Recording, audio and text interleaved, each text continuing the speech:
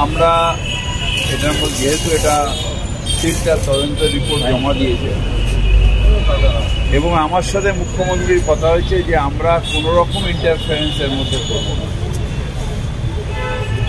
আমরা চাই যে কে অন্যায় করেছে দোষী তাদের নিয়ে এসে আদালতের সামনে হাজির হোক, আদালত বিচার করবে তারা কি করবে না করবে। এটার মধ্যে কোনো রকম আমরা পলিটিক্যাল ইন্টারফারেন্স করবো না, কেউ করুক সেটা সহ্য করবো না। অধীর চৌধুরী ওখানে আরেক উনি যা বলছেন ওনাকে গিয়ে সবাই মিলে মাথা খারাপ করছে।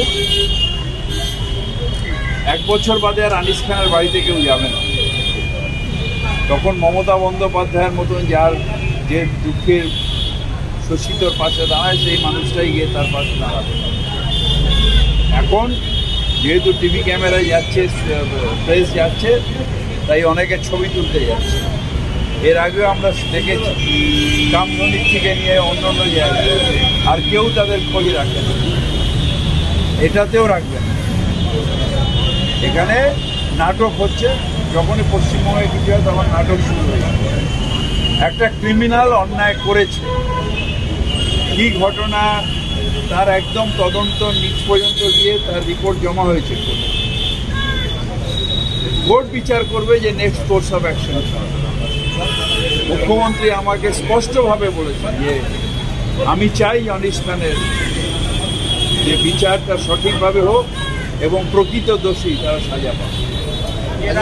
আজ মোহনবাগান ক্লাবের বাইরে ব্যাপক গন্ডগোল, মারপিট হচ্ছে। মোহনবাগানের ভোট লাস্ট ডেট ছিল সেই নিয়ে পুরো মারপিট লাঠালাঠি সব চলছে। আমি যেহেতু কৃষ্ণমালের সাপোর্টার, তো আমি এটার ব্যাপারে কথা বলছি। ভোটের নমিনেশন টালিগঞ্জ এবং আসানসোলের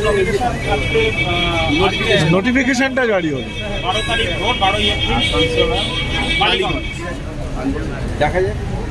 আচ্ছা, অধীর চৌধুরী একটা কথা বলেছে যে কংগ্রেসের টুটি চিপে কংগ্রেসকে ধ্বংস করছে মমতা বন্দ্যোপাধ্যায়। কংগ্রেস যদি কচি বাচ্চা হয় তাহলে তার টুপি হয়েছে। আমি তো শুনেছিলাম কংগ্রেস পুরনো বট গাছ। কংগ্রেসের টুটি চিপবে কি করে মমতা বন্দ্যোপাধ্যায়? মমতা বন্দ্যোপাধ্যায় চান যে সব বিরোধী শক্তি একসাথে হোক, কিন্তু দুর্ভাগ্যে যে কংগ্রেস ড্রয়িং রুম পলিটিক্সের বাইরে আসতে পারছে। আরও কেউ এ রাজ্যে পা রাখবে না।